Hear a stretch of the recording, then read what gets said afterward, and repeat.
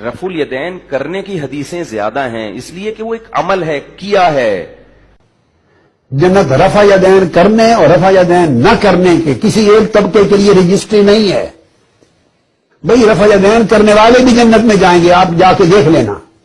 امام بخاری ہوں گے کہ نہیں جنت میں؟ امام مسلم ہوں گے کہ نہیں جنت میں؟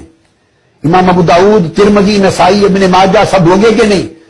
ارے نیچے آ جائیں، حضور غوث الاعظم میرے اور آپ کے اور کل دنیا کے شیخ عبد القادر جیلانی ہوں گے کہ نہیں جنت میں؟ یہ سب رفع یدین کرتے تھے۔ اب میں ان کا مرید ہوں، میں حنفی ہوں، میں رفع یدین نہیں کرتا۔ بہت ظلم کرتے ہیں، اور ان کے اپنے علماء بھی انہیں روکتے رہتے ہیں کہ اللہ کا خوف کرو، یہ رفع یدین جو ہے نا چل رہا امت میں، اس کے بارے میں یہ حدیث نہیں، تم کیوں ظلم کرتے ہو؟ اس دور میں بہت بڑے حنفی عالم ہیں دیوبندی حضرات میں سے، وہ جسٹس بھی رہے ہیں، جسٹس تقی عثمانی، انہوں نے آپ اپنے جو عمالی ہے ترمذی کی شرح نوٹ کروائی، اس میں خود کہا کہ حیا کرو، اللہ سے ڈر جاؤ۔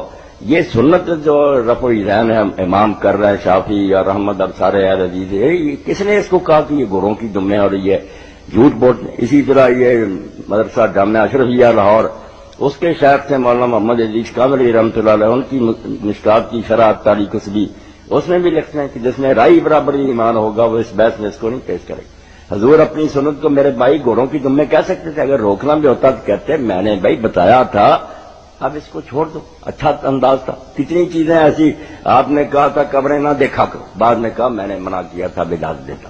قربانی کے بارے میں کہا تھا 3 دن کے سے زیادہ گوشت نہ کو، پھر کہا میں اب اجازت دیتا۔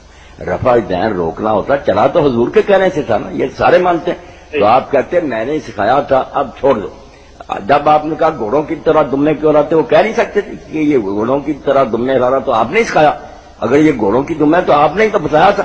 بہت بےہودگی کرتے ہیں کہ غیر متعلقہ روایت کو اس بحث میں لاتے ہیں، اور اتنا بھی شرم اور حیا ان میں نہیں کہ جانتے ہیں کہ امت کے بہت امام اور صحابہ کرتے رہے، کچھ نہیں بھی کرتے رہے، یہ تو کسی نے نہیں کہا۔ مولانا روشہ کہتے ہیں یہ بے حیا جو کہتے ہیں منسوخ ہو گیا، ان کے پاس ایک حرف بھی نہیں ہے، ہم صرف اتنا کہتے ہیں کہ اگر چھوڑ بھی دے تو نماز ہو جاتی، منسوخ ہونے کا کہاں ذکر ہے کہ آپ نے بند کر دیا؟ اور یہی مولانا عبدالعزیز لکھنوی رحمۃ اللہ علیہ نے تاریخ المسجد میں لکھا کہ جنہوں نے ہم میں سے یہ شرارت کی ہے نا، اینی وغیرہ نے کی، یہ منسوخ جھوٹے، ایک حرف بھی حدیث کی کتابوں میں موجود نہیں۔ یہی معرف السنن میں اس دور میں مولانا یوسف بنوری صاحب نے لکھا بھئی آپ صرف سوئی کے ناکے برابر، وہ بھی میں کہتا ہوں کہ اب ابن مسعود رضی اللہ عنہ کی روایت صحیح اگر نہ کرے تو گنجائش، ورنہ بہت علماء تو کہتے ہیں کہ وہ روایت بھی صحیح نہیں، آپ نے چھوڑا ہی نہیں کبھی، سوئی کے ناکے کے برابر گنجائش ہے نہ کرنے۔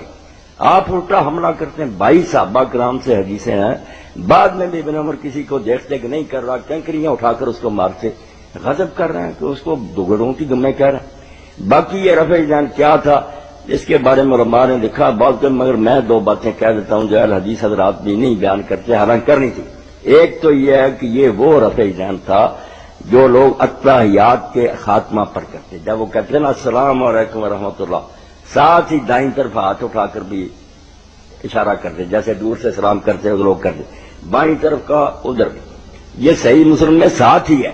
یہی جابر بن سمرہ، آپ نے فرمایا اس کی کوئی ضرورت نہیں، کیوں اس طرح کرتے ہو، ہاتھ رانوں پر رہنے دو، صرف منہ سے سلام کرو۔ ایک تو یہ غلط رفع یدین تھا جو لوگوں نے آپ ہی نکالا تھا، حضور نے نکالا، اور دوسرا جو ہے وہ مصنف عبدالرزاق میں ملے گا، جو نماز میں آپ نے دیکھا کہ آپ نکلے دیکھا، وہ کیا تھا، نماز میں ہاتھ اٹھا کر دعائیں کر رہے تھے، آسمان کی میں دے دوں گا ابھی سے، ہاتھ اٹھائے ہوئے، آپ نے کہا کس نے کہا، نماز میں سکون سے کھڑے کو درمیان میں ہاتھ لوگوں نے اٹھائے ہوئے، وہ بھی انہوں نے اپنی مرضی سے شروع کر لیا تھا کہ دعا کر رہے ہیں ہاتھ اٹھا لے، حضور نے نہیں سکھایا۔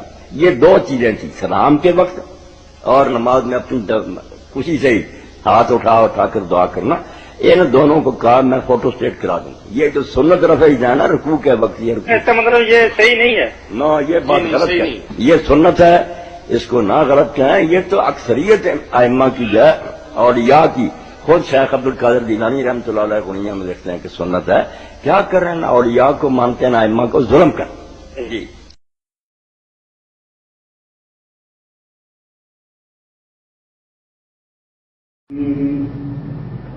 اللہ اکبر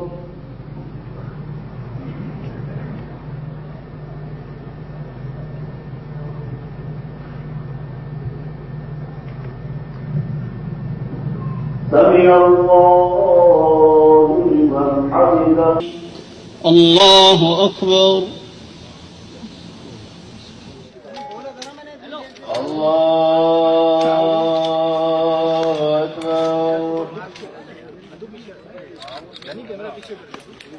بچوں، میرے محترم اساتذہ و مفتیان، یہ زندگی پڑھانے کی ہے جو ان کے کام آئے گی.